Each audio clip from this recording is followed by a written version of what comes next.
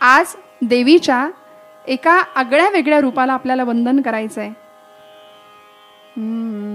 या देवी सर्वभूतेषु चेतनेत्यभिधीयते. नमस्तस्मै नमस्तस्यै नमस्तस्यै नमो नमः. चेतनेत्यभिधीयते. चेतना आणि अभिधान. अभिधान या शब्दाचा अर्थ असा आहे की प्रोत्साहन देणं. एखाद्यातल्या चैतन्य शक्तीला प्रोत्साहन देणारी ती भगवती स्वतः चेतना स्वरूप आहे नव्हे. सर्व देव चालविते, बोलविते, हालविते अशी ती मूळ माया. तिची सत्ता सगळ्या प्रकृतीवर आहे, सगळ्या सृष्टीमध्ये तिचं अस्तित्व आहे. अशी ती चेतना स्वरूप जगदंबा. या तिचं अस्तित्व आमच्यामध्ये आहे. जोपर्यंत ती चेतना आमच्या देहामध्ये आहे तोपर्यंत या देहाला विचारलं जाते. माझ्या गुरुजींची एक कविता आहे. ते म्हणायचे, तो आहे तोवर चालता येतं, बोलता येतं. तो आहे तोवर हसता येतं, रडता येतं. तो आहे तोवर निर्जीव केसांना सुद्धा सौंदर्याच्या स्पर्धेत उतरता येतं म्हणाले. हे सगळं कुठपर्यंत आहे? जोपर्यंत आतली चेतन शक्ती आहे तोपर्यंतच. ती एकदा निघून गेली की संपलं ना. लोक म्हणतात उचला. देहातलं चैतन्यत्व निघून गेलं की थांबत नाही कुणी. आणि देह या शब्दाची व्याख्याच आहे, यद दहते नित्यम तद देहम. जो सतत जळतोय त्यालाच देह म्हटलंय. जो सतत प्रज्वलित आहे आतमध्ये त्याला गोपालकृष्ण म्हणतात अहम वैश्वानरो भूत्वा प्राणिनां देहमाश्रिता. डॉक्टरी परिभाषेमध्ये त्याला जठराग्नी असं म्हणतात. या अग्नीला आम्ही अन्नाची आहुती देतो. आम्ही जेवतो म्हणजे काय करतो, भोजन करतो म्हणजे काय करतो. आणि आपल्याकडे परंपरेचा श्लोक आहे, वदनी कवळ घेता नाम घ्या श्री हरीचे, सहज हवन होते नाम घेता फुकाचे, जीवन करी जीवित्वा अन्न हे पूर्ण ब्रह्म, उदर भरण नोहे जाणीजे यज्ञ कर्म. जय जय रघुवीर समर्थ. अन्नाची आहुती या जठराग्नीला कुठपर्यंत आहे? जोपर्यंत तो अग्नी पेटलेला आहे, प्रज्वलित आहे. एकदा का तो आतला अग्नी थंड झाला की मग बाहेरचा अग्नी आहे. म्हणून संतांनी आम्हाला तो देहबुद्धी प्रज्वलित करायला सांगितली. देहबुद्धीचा नाश झाला पाहिजे याचा विचार संतांनी आमच्या समोर मांडला. मी देह आहे हा विचारच टाकून द्यायचा.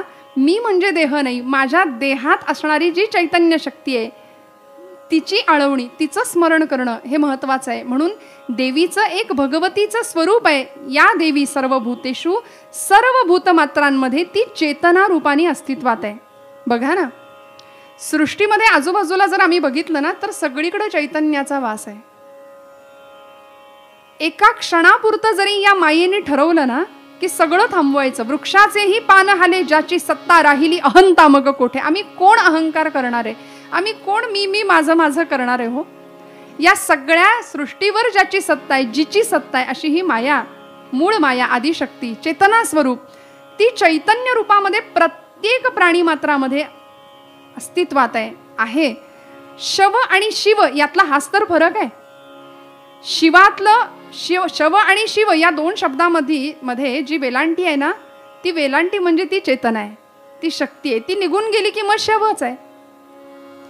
सृष्टीमध्ये पानांचं, झाडाच्या त्या वृक्षाच्या एखाद्या पानांचं सळसळणं असू दे, सुंदर स्वच्छ वाहणारा निर्मळ असा झरा असू दे, त्याच्याकडे बघितलं तरी आम्ही चैतन्य आम्हाला आमच्यातलं जागृत झाल्यासारखं वाटतं. सगळ्या सृष्टीमध्ये ती चेतना रूपाने भरलेली आहे. एवढंच काय, जमिनीतून येणारा एखादा बीजाचा अंकुर सुद्धा तो आम्हाला त्या चेतनामयी स्वरूपाची आठवण करून देतो. तो सचेतन असल्याची जाणीव करून देतो. कसा आहे हो भगवंताचं रूप, किती रूपांनी तो नटलाय. कोटी कोटी रूपे तुझी, कोटी सु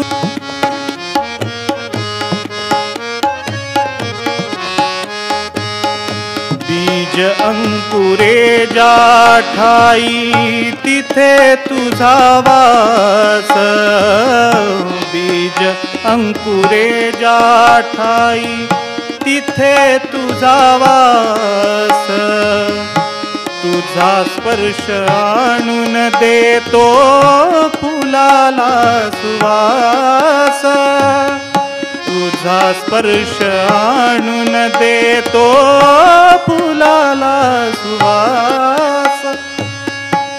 चराचरा रंग विशी, चराचरा रंग विशी, रंग तुझा कोणता रे. कोटी कोटी रूपे तुझी, कोटी सूर्य चंद्र तारे.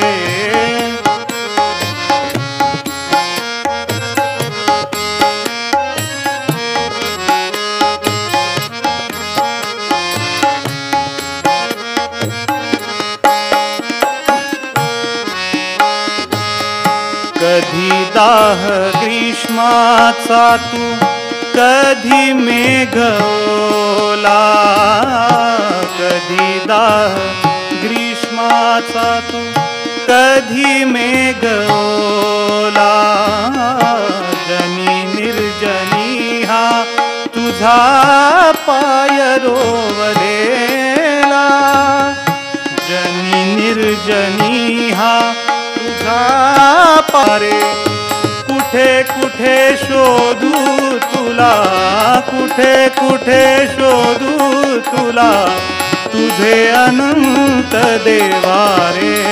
कोटी कोटी रूपे तुझी, कोटी सूर्य चंद्र तारे. कोटी कोटी रूपे तुझी, कोटी सूर्य चंद्र तारे. कोटी कोटी रूपे तुझी, कोटी सूर्य चंद्र तारे. भगवंताचं अस्तित्व त्या ब्रह्म आणि मायेच्या गुणाकारावरच तर सगळं जग चालू आहे ना. ब्रह्म मायेच्या आधाराने या सगळ्या जगाचा व्याप सुरू आहे. सगुण साकार असलेली माया चेतन रूपाने सगळ्या सृष्टीमध्ये आहे, अस्तित्वात आहे. आणि अशी ही चेतना तुमच्या माझ्यामध्ये आहे. पण आम्ही असा कधी विचार करतो का श्रोते हो, की आमचा जन्म भगवंतांनी आम्हाला देहरूपी अस्तित्व दिलं, अमुक अमुक आईवडिलांच्या पोटी आम्हाला त्यांनी जन्म दिला. मग आमचा जन्म का झाला? आईवडिलांनी जन्म दिला म्हणून आमचा जन्म झाला, असा मर्यादित अर्थ घेणं फार चुकीचं ठरेल. कारण आम्ही अनेक महापुरुषांना बघतो या जगराहाटीमध्ये. अनेक माणसं आली आणि गेली, अनेक लोक आले गेले. पण त्यातले काही लोक, काही महापुरुष, काही महात्मे, काही लोकोत्तर पुरुष, काही लोकोत्तर स्त्रिया ज्यांची चरित्र आम्ही गातोय, अशी माणसं काही स्मरणात राहिली. हो ना. मग या सगळ्यांचं स्मरण आम्ही का करतो? स्मृती रूपाने आम्ही त्यांना का आठवतो? कारण यांनी त्यांच्या जगण्याचं सार्थक केलं, परमेश्वरांनी दिलेल्या देहाचं सार्थक केलं. आज आमच्या घरामध्ये आम्ही आमच्या आजोबांना आठवतो. आमच्या आजोबांचं नाव आम्हाला माहिती असतं. आमच्या पणजोबांचं नाव सुद्धा आम्ही छान सांगू शकू. अजून थोडे मागं जाऊन आमचे खापर पणजोबा सुद्धा आम्हाला कदाचित नाव त्यांचं सांगता येईल. अजून मागच्या पिढीची काही नावं सांगता येतील. पण असं करता करता करता खूप लांब आम्हाला नाही जाता येणार. आम्हाला आमच्याच घरातल्या माणसांची, पूर्वजांची आमची नावं अपवादाने असे काही लोक असतील की जे सांगू शकतील, पण बहुतांशी कुणालाही सांगता येणार नाहीत. किती विलक्षण आहे बघा. आम्हाला आमच्याच पूर्वजांचं नाव माहिती नाही, पण त्या काळामध्ये, ज्या काळात छत्रपती शिवराय होते, ज्या काळात लोकमान्य होते, ज्या काळात स्वामीजी होते, ज्या काळात भगतसिंग होते, त्या काळात आमचेही पूर्वज असतीलच ना. पण या सगळ्या लोकांना आम्ही ओळखतो, छत्रपतींना ओळखतो, सावरकरांना ओळखतो. याचं कारण त्यांनी आपलं अस्तित्व सिद्ध केलं. परमेश्वरांनी दिलेल्या आपल्या चेतनामयी देहाचा, या देहाचं त्यांनी सार्थक करून घेतलं. आणि असा तो भगवंत आमच्या देहामध्ये चैतन्य रूपाने, ती भगवती जर अस्तित्वात आहे, तर या चैतन्याची आम्हाला ओळख करून घ्यावी लागेल. आमच्यातल्या आत्मशक्तीचा प्रत्यय किंवा त्याची प्रचिती आम्हाला घ्यावी लागेल. आम्ही असा कधी प्रश्न स्वतःला करतो का? आम्हाला असा कधी प्रश्न पडतो का की मी इथेच का जन्माला आलो? माझा गाव अमुकच, माझा जन्म अमुकच गावात का झाला? अमुकच आईवडिलांच्या पोटी का मी जन्माला आलो? असं म्हणतात की प्रतिभावंतांच्या जन्माच्या जागा सुद्धा परमेश्वर ठरवत असतो. ज्ञानदेवांनी कुठे जन्म घ्यायचा हे ठरलेलं होतं. सावरकरांनी कुठे जन्म घ्यायचा हे ठरलेलं होतं. जिजाऊच्या कुशीतूनच, जिजाऊच्या संस्कारांनी छत्रपती घडणार होते हे ठरलेलं होतं. विठ्ठलपंत आणि आई रुक्मिणीचं सामर्थ्य किंवा त्यांची तपश्चर्या पणाला लागली तेव्हा ज्ञानदेवांनी अवतार घेतला. महाविष्णूंचा साक्षात अवतार असलेले ज्ञानोबा. प्रतिभावंतांच्या जन्माच्या जागा सुद्धा भगवंत निश्चित करत असतो. मग आम्ही सामान्य माणसं, प्रापंचिक माणसं, प्रपंच की परमार्थ, प्रपंच की परमार्थ हे करता करता धड एकही होत नाही. प्रपंचही धड होत नाही आणि परमार्थही धड होत नाही. स्वतःतलं चैतन्य ओळखणं तर लांबच, पण आम्ही कधी स्वतःला प्रश्नही विचारत नाही की मी कोण आहे. काय झालं, एक वाटसरू असा रस्त्याने निघाला होता आणि परक्या गावामध्ये तो गेला. त्याला पुढचा रस्ता माहीत नसावा म्हणून गावातल्या एका इसमाला त्यांनी विचारलं. म्हणाले, हा रस्ता कुठे जातो? तर त्या गावातल्या गृहस्थांनी त्याला विचारलं की तुम्हाला कुठं जायचंय? तो म्हटला, नाही माहीत. नाही माहीत? बरं हे तरी माहिती आहे का की तुम्ही कुठून आलात? तेही नाही माहीत म्हणाला. मला कुठं जायचंय हे माहिती नाही, मी कुठून आलो हेही माहिती नाही. आता गावातल्या माणसांनी त्याला वेड्यात काढलं. म्हणाला, सगळं राहिलं बाजूला, तुम्ही कोण हे तरी तुम्हाला माहिती आहे का? की सगळंच संतुलन हरवून बसलात. आणि तीच अवस्था झाली आहे बरं का. त्या गृहस्थांनी उत्तर दिलं, मला नाही माहीत मी कोण आहे. असं भरकटले पण आमचं झालंय एका अर्थी की आम्ही कुठून आलो, आम्हाला कुठं जायचंय आणि मी कोण आहे, आम्ही कोण आहोत. आणि म्हणून आज काय गंमत आहे बघा, समाजामध्ये आता सेल्फ रिअलायझेशन, स्वतःला ओळखा असे वर्कशॉप घ्यायची वेळ आली आहे. आमच्या अध्यात्माची श्रीमंती आम्ही विसरत चाललो, हरवत चाललो. संतांचं वाङ्मय आम्हाला परकं वाटायला लागलं. मी म्हणते, महाराष्ट्रामध्ये जन्माला येऊन ज्याच्या घरात माऊलींची ज्ञानेश्वरी नाही, तुकोबांची गाथा नाही, समर्थांचा दासबोध नाही ना, तो मराठी नाहीच. हे सगळं आमच्यासाठी संत स्वतः ग्रंथांच्या अक्षरांच्या रूपाने आज तुमच्या माझ्या जवळ आहेत मार्गदर्शनासाठी. मग आम्ही एवढे संभ्रांत आणि गोंधळलेले का? मी कोण हा प्रश्न जसा आचार्यांनी विचारला, कोहम कथमिदम जातम को वै कर्तास्य विद्यते उपादानम किमस्तिह विचारसोयमीदृशः. मी कोण आहे आणि जर आमच्या जीवनाला अर्थ प्राप्त व्हावा असं जर आम्हाला वाटत असेल ना श्रोते हो, तर 3 गोष्टी आम्हाला जीवनामध्ये लक्षात ठेवाव्या लागतील. 3 गोष्टींची कास आम्हाला धरावी लागेल. त्यातली पहिली गोष्ट आहे की आम्ही असामान्य व्हावं लागेल. आम्हाला असामान्य अवस्था प्राप्त करून घ्यावी लागेल. नाही जमलं तर दुसरी गोष्ट, असामान्य व्यक्तींच्या सहवासात आम्हाला जावं लागेल. तेही नाही जमलं तर तिसरी गोष्ट, सामान्यातलं असामान्यत्व आम्हाला टिपण्याची क्षमता निर्माण करावी लागेल. आणि जी चेतनामयी शक्ती आम्हाला असं अभिधान देते, आमच्यातलं चैतन्य शक्ती, आमच्यातलं चैतन्य जागृत करण्याची प्रेरणा जिच्यामुळे मिळते, तिची आराधना आम्हाला करावी लागेल. देहामध्ये परमेश्वर आहे का? सगळ्या संतांनी सांगितलं. आचार्य अत्रेंचं प्रसिद्ध पद आहे की ज्याला अभंगाचा दर्जा प्राप्त झालाय आणि लोकांना वाटतं ते तुकोबरायांचंच आहे. लोकांना वाटतं तो महाराजांचाच अभंग आहे, कारण शेवटचं चरण असे, तुका सांगे मूढ जना. लोक म्हणतात महाराजांचा, पण अत्र्यांचे शब्द असे की त्याला तो दर्जा प्राप्त झाला. देह देवाचे मंदिर, देह देवाचे मंदिर, देह देवाचे मंदिर. आत आत्मा परमेश्वर, आत आत्मा परमेश्वर, देह देवाचे मंदिर, देह देवाचे मंदिर. क्या बात बाबा. जशी उसात हो साखर, जशी उसात हो साखर, तसा देहात हो ईश्वर. जशी उसात हो साखर, तसा देहात हो ईश्वर. जस दुधामध्ये लोणी, जस दुधामध्ये लोणी, तसा देही चक्रपाणी. देह देवाचे मंदिर, देह देवाचे मंदिर. आत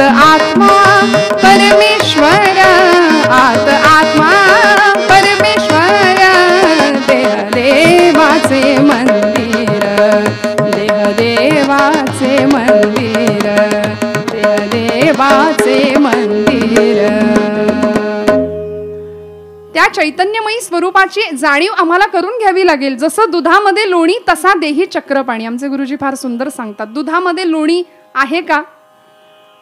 दुधामध्ये लोणी आहे, पण ते दिसण्याकरता ज्या प्रकारची प्रक्रिया करावी लागते, अगदी विरजण लावण्यापासून ते ताक तयार झाल्यानंतर जितकं चांगलं ते ताक आपण घुसळू तेवढं चांगलं लोणी तयार होणार आहे. मग देहातला चक्रपाणी जर दिसायचा असेल तर इथेही घुसळावंच लागेल. आणि घुसळण म्हणजे हे भजन आहे. भजन केलं की तो चक्रपाणी दिसणार आहे. ती चैतन्य शक्ती. आणि दुर्दैव असं आहे की आम्हाला त्या चैतन्य शक्तीचा विसर पडलाय. भगवंतांनी प्रचंड ऊर्जा आम्हाला देऊन पाठवलंय, पण या देवीच्या भगवतीच्या चेतना स्वरूपाचं वर्णन करताना, तिची आराधना करताना अनेक संतांनी तिच्यातल्या चेतनेला वंदन केलं. नव्हे, त्या चेतना शक्तीचा भूत्या होऊन अनेक संत नाचले, तिचे गोडवे गायले. माणगावचे थोर संत, थोर दत्तभक्त, नवे दत्तावतारी असे सत्पुरुष परमहंस परिव्राजकाचार्य वासुदेवानंद सरस्वती टेंबेस्वामी महाराजांचं एक खूप सुंदर पद आहे. खूप सुंदर रचना आहे. काय गोड महाराजांनी देवीला वंदन केलंय बघा. नवरात्रीचा पर्वकाळ चालू आहे.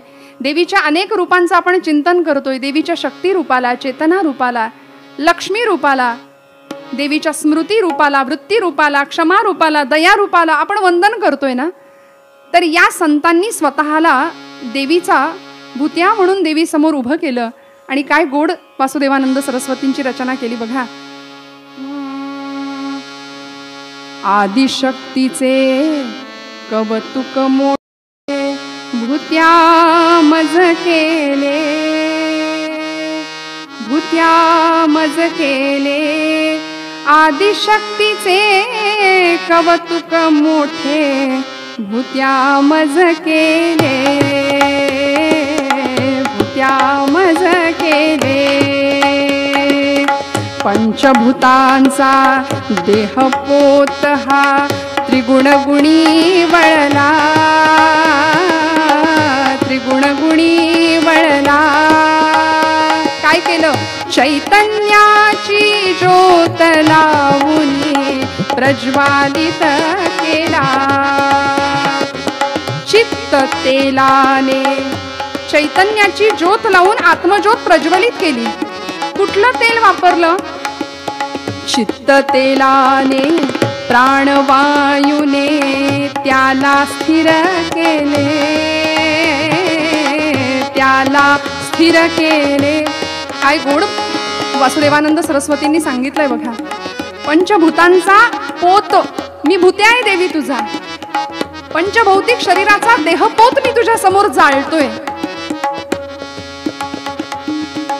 त्रिगुणांनी त्याला वळलाय, सत्व रज तमांनी या पोताला. चैतन्याची ज्योत प्रज्वलित केलीये, चित्ताचं तेल वापरलंय, स्थिर केलंय प्राणवायूनी. आणि कवतुक मोठे भूत्या मज केले.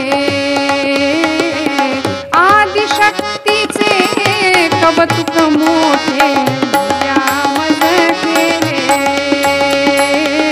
भूत्या मज केले,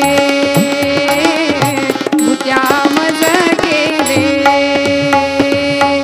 उदर परडी घेऊनी हाती ब्रह्मांडी फिरवी, उदर परडी घेऊनी हाती ब्रह्मांडी फिरवी. 184 घरची भिक्षा मागियली बरवी. ज्या ज्या घरी म्या भिक्षा केली ते ते घर रुचले. आदिशक्तीचे कवतुक मोठे भूत्या मज केले.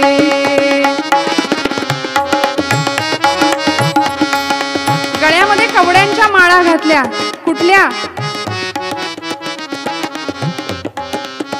वा वा. सकाम कर्मे कवड्यायांची माळा मम कंठी. सकाम सत्कर्मांची कवड्याची माळ माझ्या गळ्यामध्ये देवी मी घातलीये. सकाम कर्मे कवड्या यांची माळा मम कंठी कर्म फळाचा कुंकुम मळवट माझ्या ललाटी टिळा बांधुनी टिळा बाधा शकुन सांगुनी लोका भुलविले आदिशक्तीचे कौतुक मोठे भूत्या मज केले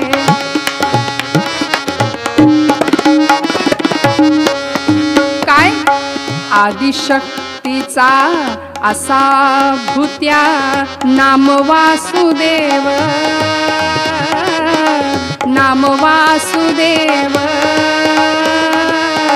मागवुनी जोगवा सद्गुरु चरणी धरिला दृढ भाव धरिला दृढ भाव आदिशक्ती मजला वळवी भूते पण नेले आदिशक्तीचा मोठे भूत्या मज केले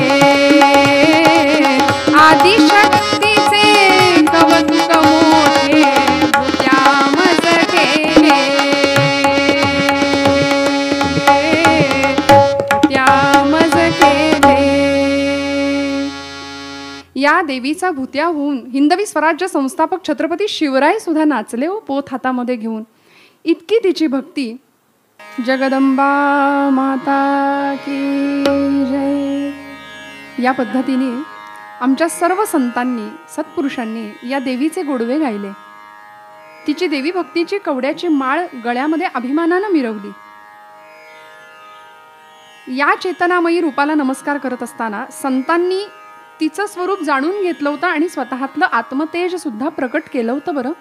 म्हणूनच 1400 वर्ष जगून सुद्धा ज्या चांगदेवांना अहंकाराची बाधा झाली, सकळ शास्त्र संपन्न असून सुद्धा, सर्व प्रकारचं पांडित्य असून सुद्धा चांगदेव ज्यावेळी वाघावर बसून ज्ञानदेवांची भेट घ्यायला येतात तेव्हा ज्ञानदेव, निवृत्ती, सोपानदादा आणि मुक्ताबाई ही 4 भावंड सकाळचं कोवळं ऊन खात बसलेली असताना त्या भिंतीवरती समोरनं वाघावरनं येणाऱ्या चांगदेवांना पाहिलं मात्र. आणि हळूच मुक्ताबाई चैतन्य रूपिणी होती बरं, ती ब्रह्मचित्कला म्हणायचे तिला. या मुक्ताबाईने हळूच आपल्या दादाला सांगावं, दादा चल. एवढं ऐकलं मात्र आणि ज्ञानदादांनी ज्या भिंतीवर बसले होते त्या भिंतीला स्पर्श केला. म्हणाले चल ग बाई आता तू. जडामध्ये सुद्धा चैतन्य निर्माण करता आलं संतांना, कारण स्वतःतली चैतन्य शक्ती ओळखली होती, जाणली होती. आम्हाला माहीतच नाहीये आम्हाला भगवंतांनी किती ऊर्जा आणि किती चैतन्य शक्ती देऊन पाठवलंय.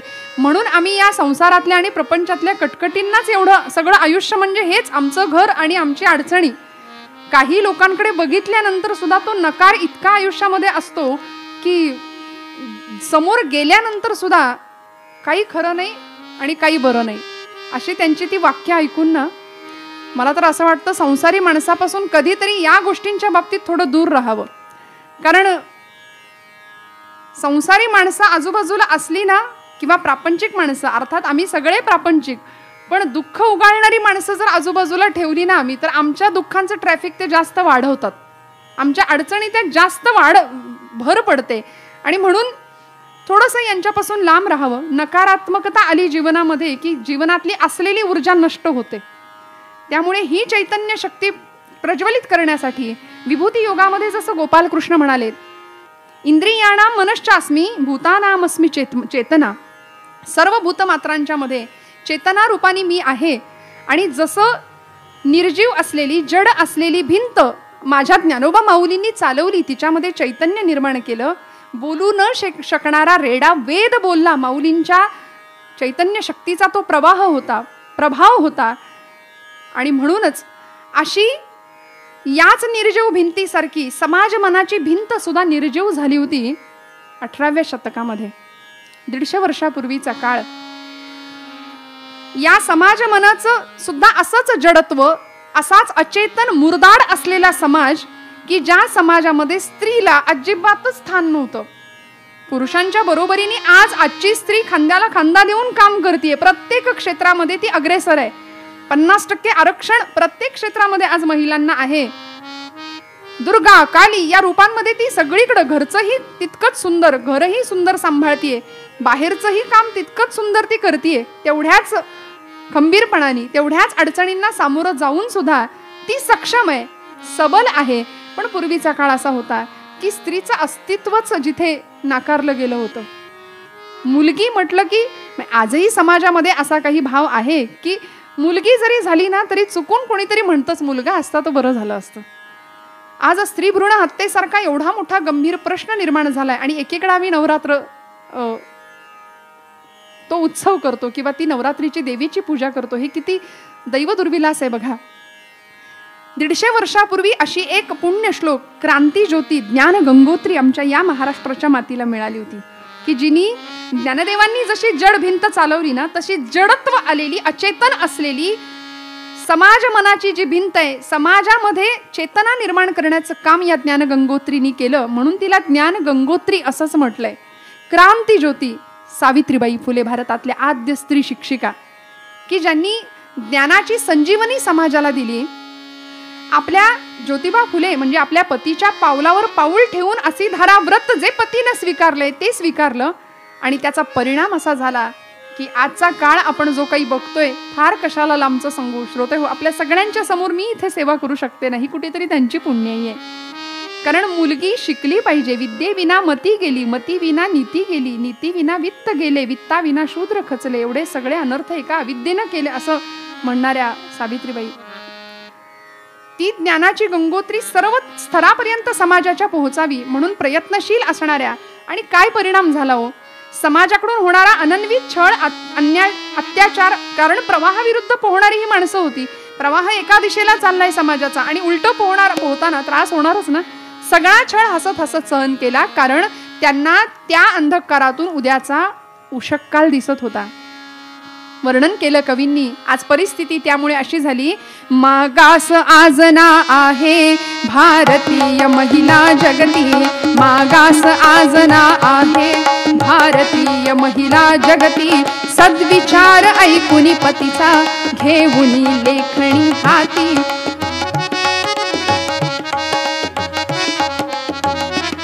स्त्री शिक्षण देण्यासाठी कटिबद्ध जाहली मगती, स्त्री शिक्षण देण्यासाठी कटिबद्ध जाहली मगती. निंदेचे वादळ उठले, जे उठले तसेच शमले, जे निंदक तेही झुकले. सावित्री आणिक ज्योती घ्या प्रणाम कोटी कोटी, सावित्री आणिक ज्योती घ्या प्रणाम कोटी कोटी.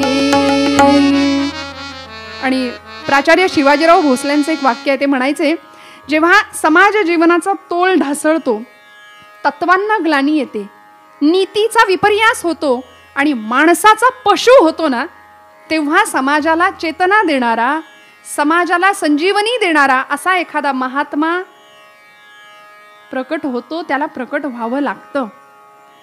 या सगळ्या निंदा अपमान सगळ्याचे घाव सहन करत करत या पतीपत्नींनी आपलं शिक्षणाचं, ज्ञानदानाचं व्रत चालू ठेवलं होतं.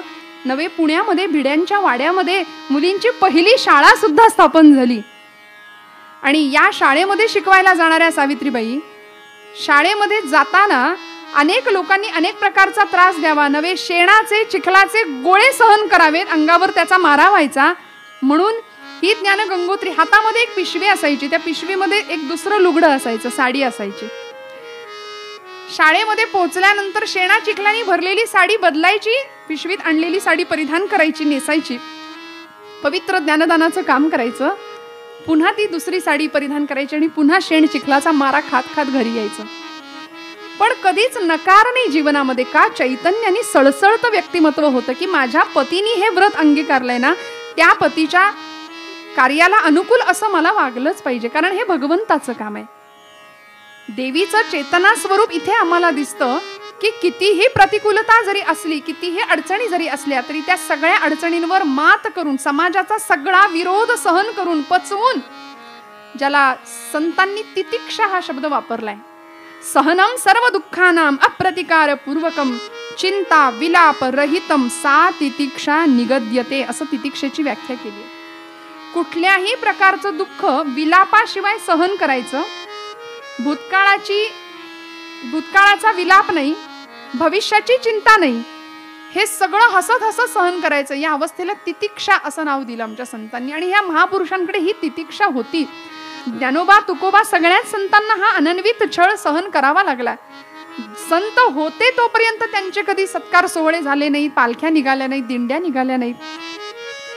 आज संत गेल्यानंतर आम्हाला त्यांचं महत्व कळलं आणि समाजाने मग त्यांच्या पालख्या काढल्या, दिंड्या काढल्या, सोहळे केले.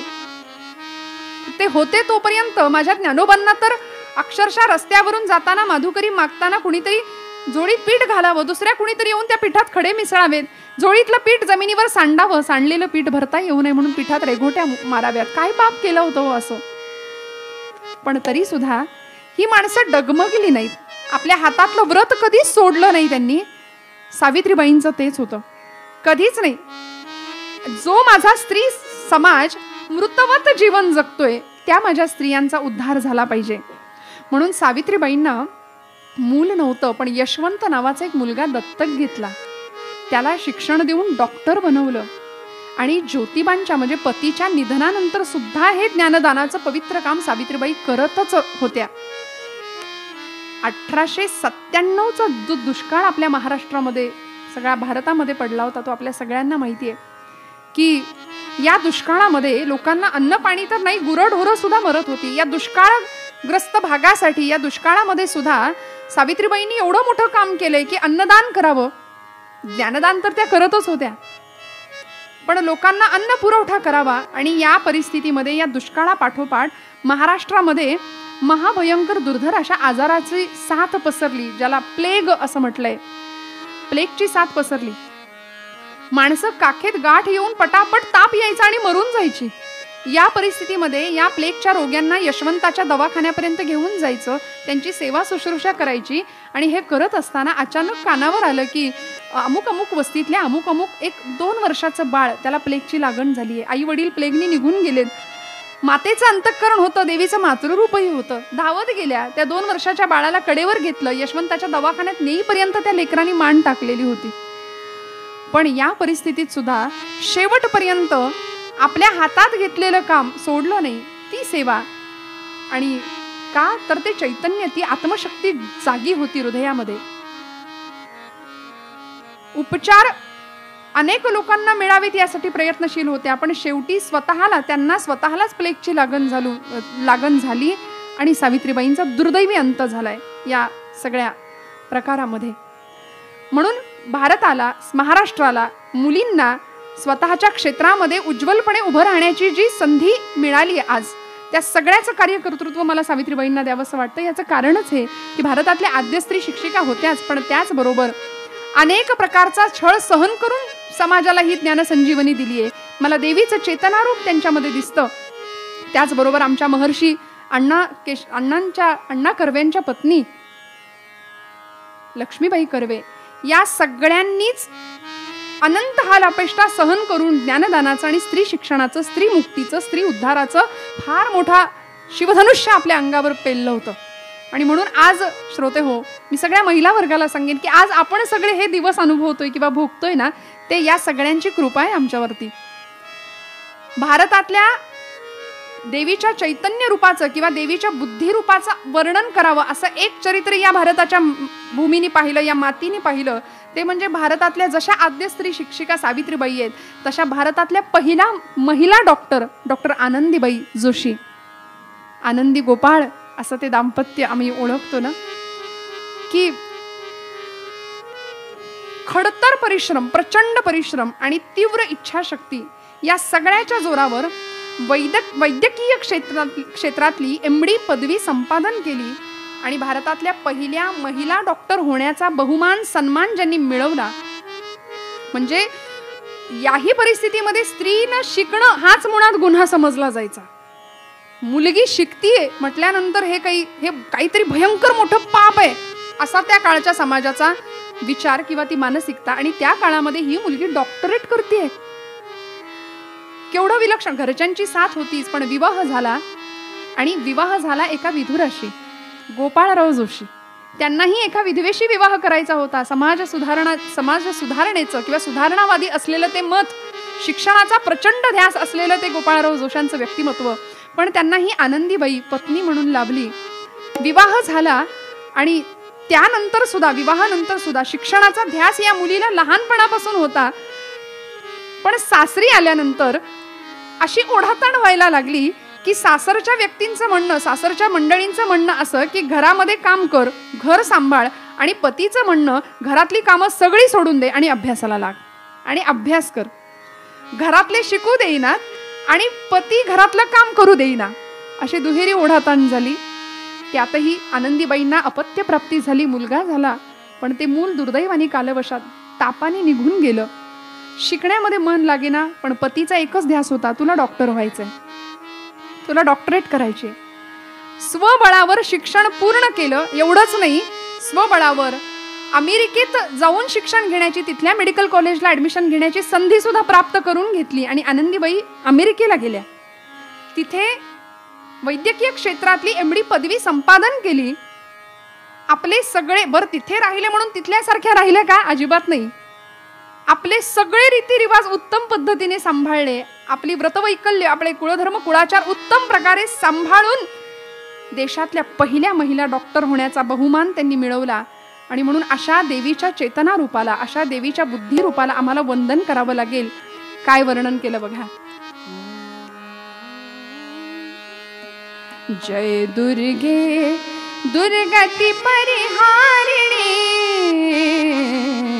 जय दुर्गे दुर्गती परिहारिणी, जय दुर्गे दुर्गती परिहारिणी.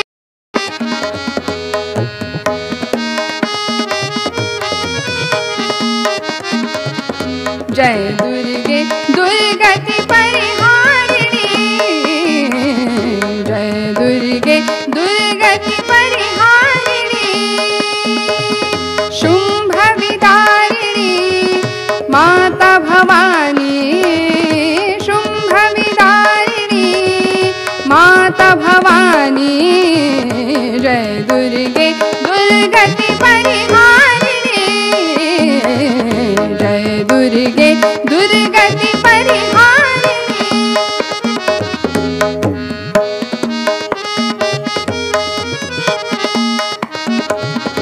आदिशक्ति परब्रह्म स्वरूपिणी, आदिशक्ति परब्रह्म स्वरूपिणी. जगा जननी चहुवेद बखानी, जगा जननी चहुवेद बखानी, जय दुर्गे दुर्गति परिहारिणी, जय दुर्गे दुर्गति परिहारिणी.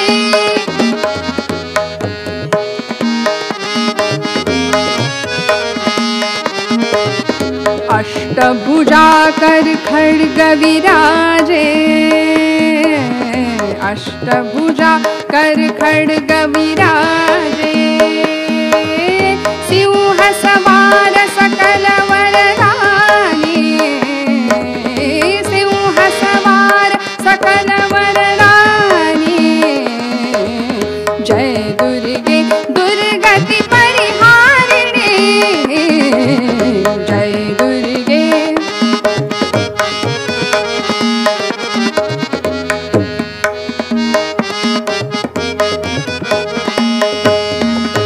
ब्रह्मानंद शरण में आया है, ब्रह्मानंद शरण में आए.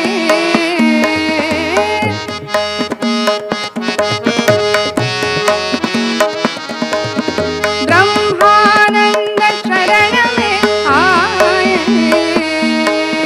भव भय नाश करो महारानी, भव भय नाश करो महारानी, जय दुर्गे दुर्गति परिहारिणी, जय दुर्गे दुर्गति परिहारिणी.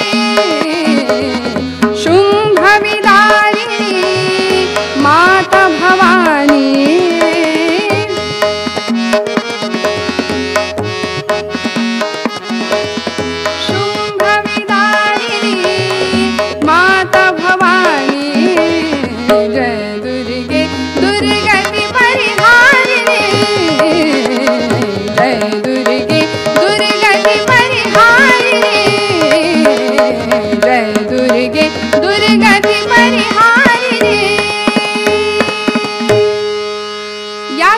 अनेक रूपांचा आम्ही जागर मांडलाय. खरं तर ते आत्मजागरण आहे.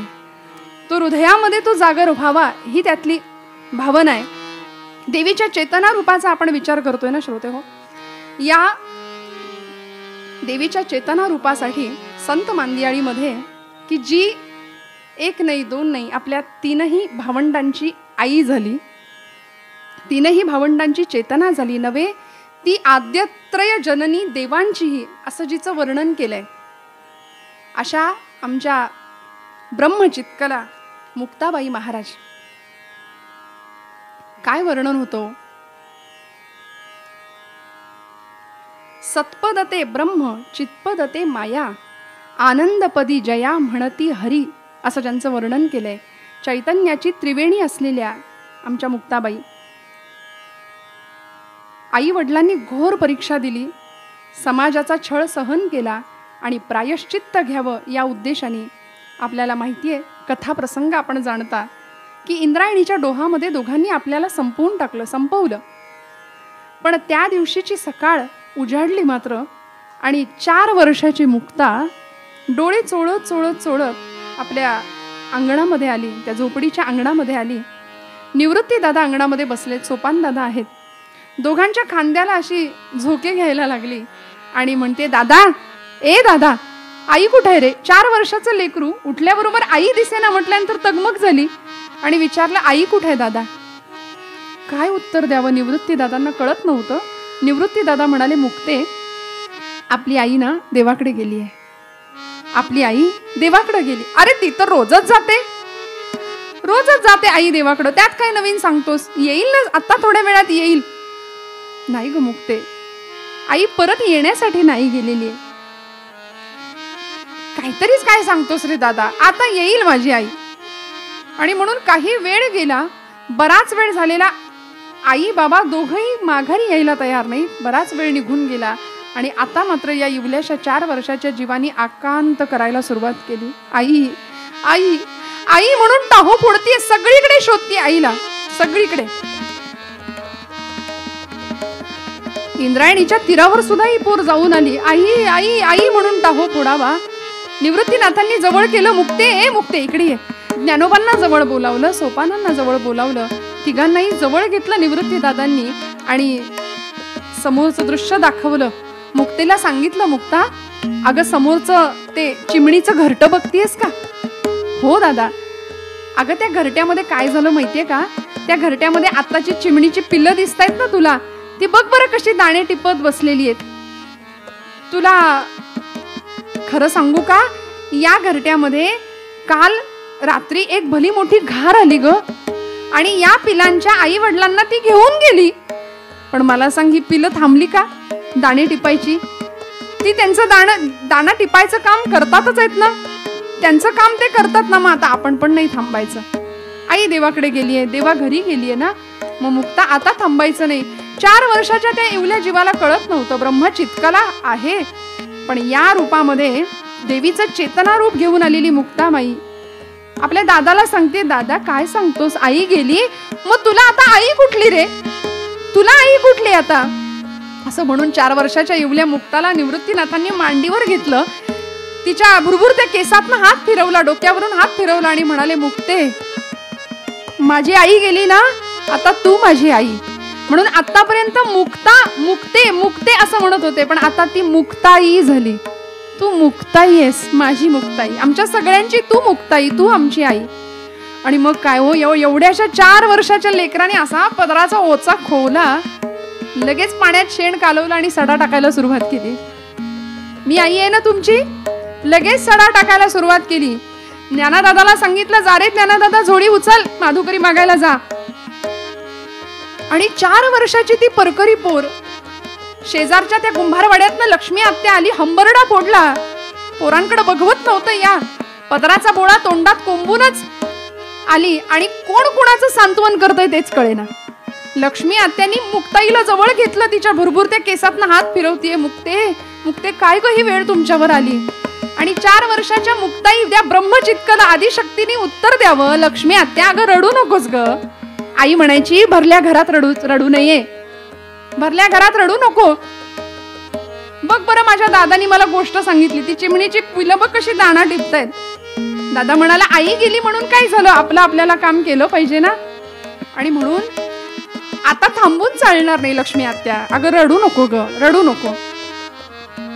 आणि या परिस्थितीमध्ये ही मुक्ताई या 3ही भावंडांची आई झाली.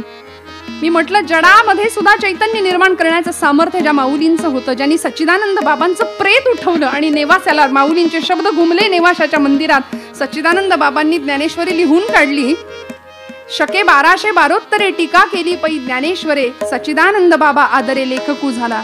एवढं सामर्थ्य ज्या ज्ञानराजांचं नव्हे, साक्षात विष्णू स्वरूप असलेले ज्ञानराज,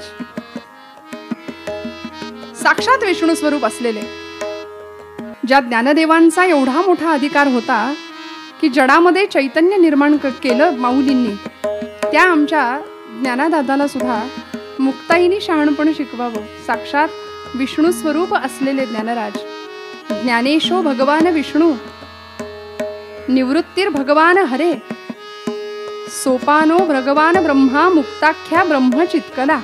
असं हे 3 देव आणि आदिशक्तीचं प्रतिबिंब नवे अंश आत्मक असलेले हे अवतार. ज्यावेळी ज्ञानराजांनी माधुकरी मागण्यासाठी बाहेर जावं, समाजाने छळ करावा, कुणीतरी त्या ज्ञानोबांना बोलावं, अरे संन्याशाची मुलं म्हणून अवहेलना करावी. आणि मग मात्र माऊलींच्या डोळ्यातला तप्त अश्रू तप्त अशा भूमीवर पडावा. उद्विग्न अवस्थेमध्ये, खरं तर ज्ञानराज आणि उद्विग्नता हे समीकरण जुळत नाही. ज्ञानराज कधीच रागवू शकत नाही. विश्वाचा अर्थ माझ्या मनी प्रकाशले असं म्हणणारे ज्ञानोबा आहे, आणि राग मुळीच नाही. पण खरं सांगू का, आपल्या या बहिणीचं श्रेष्ठत्व जगाला कळावं यासाठी ज्ञानोबांनी केलेली ही लीला आहे. बरं, त्या परब्रह्मानी या वेगवेगळ्या नात्यांनी त्या मायेचा आधार घेतलाय. या अवतारामध्ये बहीण म्हणून तिला ठेवलं, तिचा अधिकार जगाला कळावा म्हणून साक्षात ज्ञानराजांनी केलेली ही लीला. प्रचंड असं संतापलोय असं दाखवलं, उद्विग्न मनस्थिती आहे असं भासवलं, आणि गेले. ताटी बंद करून घेतली, दार लावलं. सगळ्यांनी विनंत्या केल्या, विनवण्या केल्या, पण दार उघडायला तयार नाहीत. त्यावेळी मुक्ताबाईंनी पुढाकार घेतला आणि ज्ञानदादाला सांगते, दादा दार उघड बरं, ताटी उघडा दादा. अरे तूच आम्हाला सांगतोस ना असं जगावर रागावायचं नाही म्हणून. हे बघ, मनभर राग आणि वरवर त्याग, काय उपयोग रे तुझ्या या असण्याचा, असल्या रागाचा. दादा रागवू नकोस रे. योगी पावन मनाचा, योगी पावन मनाचा, योगी तो योगी आहेस. सगळं विश्व जरी रागावलं तरी सुद्धा संतांनी शांत व्हावं, पाण्यासारखी शीतलता धारण करावी. दादा ताटी उघडा हो. श्रोते हो, या प्रसंगामध्ये ज्ञानदेवांनी आपल्या या मुक्ताईकडून, या ब्रह्मचित्कलेकडून एका पाठोपाठ एक 11 अभंग मुखातनं वदवून घेतले बरं, आणि मग ताटीचं दार उघडलं. ताटीचे अभंग कुठेही लिहिलेले नाहीयेत. वेद जसे प्रगट झाले, वेद जसे अपौरुषेय आहेत, तसे मुक्ताईच्या मुखातनं बाहेर पडलेले हे ताटीचे अभंग प्रगट झाले, ते लिखित नाहीयेत कुठेच. दादा ताटी उघडा, ताटी उघडा ज्ञानेश्वरा म्हणून टाहो फोडतीये. योगी पावन मनाचा, योगी पावन मनाचा,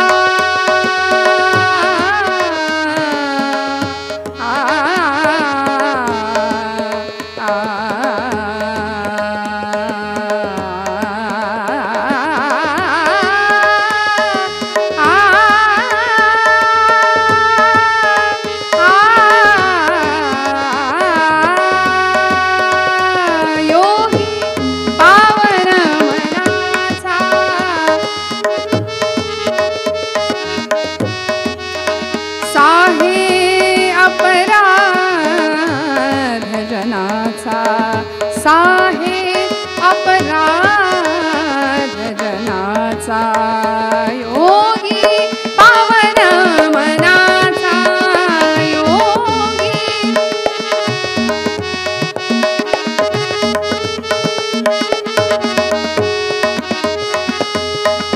विश्वरागी झाले बंधी, विश्वरागी झाले बंधी, संती सुखे भावे पाणी, संती सुखे भावे पाणी. योगी योगी पावन मनाचा योगी.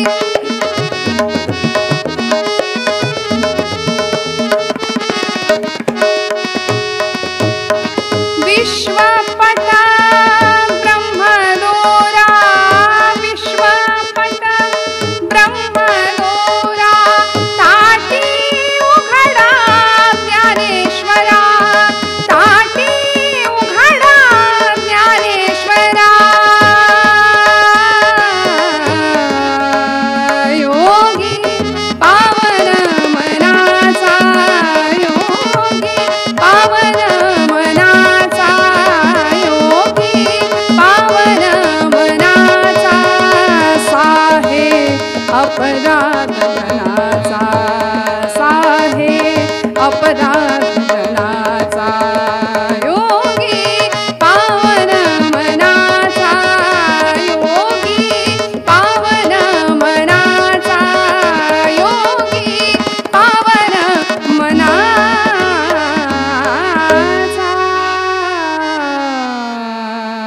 दादा दादा ताटी उघडा, ताटी उघडा ज्ञानेश्वरा.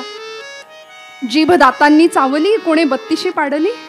आपली जीभ जर आपल्या दातांनी चावली तर कोणी बत्तीशी पाडून टाकते का रे दादा. या पद्धतीने माऊलींनी ज्यावेळी ताटीचा दरवाजा, ताटी उघडली, झोपडीचं दार उघडलं, त्यावेळी जवळ गेले, धावले, अक्षरशः मुक्ताईला कडकडून मिठी मारली. या मुक्ताईचा अधिकार जगाला कळावा. स्वामीजींनी त्या माऊलींनी त्या चेतना रूपाची आराधना केलेली आहे. स्वतःतलं आत्मतेज जागृत केलेलं आहे. म्हणून तर मांडे भाजण्याचा चमत्कार आज आम्ही तो चमत्कार समजतो, पण तो चमत्कार नव्हता. आपल्या योग साधनेच्या बळावर स्वतःतलं आत्मतेज प्रज्वलित करून योगाग्नी प्रगट केला आणि त्या योगाग्नीच्या साह्याने मुक्ताईची तीही इच्छा पूर्ण केली होती ज्ञानदादांनी. का हो, एखाद्या दिवशी आपल्या बंधूला मांडे खायची इच्छा झाली म्हणून निवृत्तीला मुक्ताई सांगतेय की दादा मांडे खावेसे वाटतायत ना, मी जाते. कुंभारवाड्यामध्ये गेली, खापर आणलं आणि ते खापर घेऊन मुक्ताई रस्त्यावरून येत असताना विसोबा चाटी नावाचे गृहस्थ आले समोर आणि खापर असं हिसकावून घेतले. अरे संन्याशाचे पोरांनो, तुम्हाला काय गोडधोड खायची हौस रे? तुम्ही कशाला एवढं गोडधोड खाताय? काय गरज तुम्हाला? अहो काका, माझ्या बाबांना, माझ्या दादाला की नाही मांडे खावेसे वाटतायत हो. आणि इकडे ते खापर म्हणून थाडकन जमिनीवर टाकून दिलं, फुटलं. दुसऱ्यांदा गेली त्या कुंभारवाड्यामध्ये, पुन्हा एकदा खापर आणलं, पुन्हा ते विसोबांनी फोडून टाकलं. रडत रडत मुक्ताई डोळे पुसत पुसत रस्त्यावरून चालते. ज्ञानादादांनी जवळ घेतलं. मुक्ते का रडतीयस? काय झालं दादा? दादा निवृत्ती दादाला भूक लागली, अरे मांडे खावेसे वाटतायत आणि विसोबा काकांनी खापर फोडून टाकलं माझं. एवढंच ना, एवढंच ना. चल चल आपण बनवूया. तू सगळी तयारी कर, आपण भाजू मांडे, सगळी तयारी कर. म्हणून झोपडीमध्ये गेले. मुक्ताईनं सगळी मांड्यांची तयारी केली आणि ज्ञानादादांनी योगियांचा राणा योगाग्नी प्रगट केला. योग साधनेच्या बळावरती पाठीवर मांडे भाजले मुक्ताईनी आणि सगळ्यांना जेवू घातलं. काय तो अवर्णनीय सोहळा! स्वतःतली आत्मतेज, स्वतःतलं आत्मचैतन्य ओळखावं हा आदेश, हा संदेश आम्हाला या चरित्रातनं घेता आला तरी सुद्धा आमच्या जीवनाचं सार्थक झालं असं मी म्हणेन. म्हणून मुक्ताईच्या या तेजस्वी रूपाला, या चेतना रूपाला या निमित्ताने आपल्याला वंदन करायचे की जिनी 1400 वर्ष विद्या ग्रहण केलेल्या चांगदेवांचा सुद्धा गर्वपरिहार केला. की ज्यावेळी वाघावर बसून आलेले चांगदेव इकडे भिंत चाललेली बघता क्षणी गर्भगळीत सगळं गर्व निघून गेला, गळून गेला. त्यावेळी पत्र पाठवावं, काय पाठवावं म्हणून ज्ञानदेवांना पत्र पाठवावं, पत्र लिहायला घेतलं तर त्या पत्रामध्ये मजकूर काय लिहावा कळेना. अनामाला काय नाम द्यायचं, अधिकार ओळखून होते, अधिकार बघितला होता डोळ्यांनी. पण या प्रसंगामध्ये कोरं पत्र ज्यावेळी सगळ्यांच्या हातामध्ये पडलं, निवृत्तीनाथांनी ज्ञानदेवांकडे दिलं, ज्ञाना बघ रे तुला काही कळतंय का. ज्ञानादादांनी सोपानाकडे दिलं, सोपाना तू बघ रे तुला काही यातमध्ये दिसतंय का. आणि मुक्ताईकडे जेव्हा ते पत्र सरकलं त्यावेळी मुक्ताई हसली आणि म्हणाली की एवढं 1400 वर्षे जगून सुद्धा चांगदेव कोरा तो कोराच राहिला रे दादा. मग आता हे सगळं यांना सामर्थ्य कधी मिळणार, ही आत्मचेतना कधी प्रज्वलित होणार यांच्यातली. 1400 वर्ष जगून उपयोग काय रे दादा. तेव्हा त्यांचं गुरुत्व स्वीकारलं, त्यांना शिष्य म्हणून स्वीकार केला. आणि मुक्ताईचा अधिकार एवढा मोठा होता की विसोबांची तर ती गुरु झालीच, चांगदेवांचंही गर्भपरिहरण करून चांगदेवांचंही गुरुत्व स्वीकारलं. या अधिकाराच्या असलेल्या आमच्या मुक्ताबाई महाराज देवीचं चेतना स्वरूप आम्हाला इथे दिसतं. आणि म्हणूनच श्रोते हो, आजच्या दिवशी देवीच्या या चेतना रूपाला वंदन करूया आणि सेवेला विराम देऊया.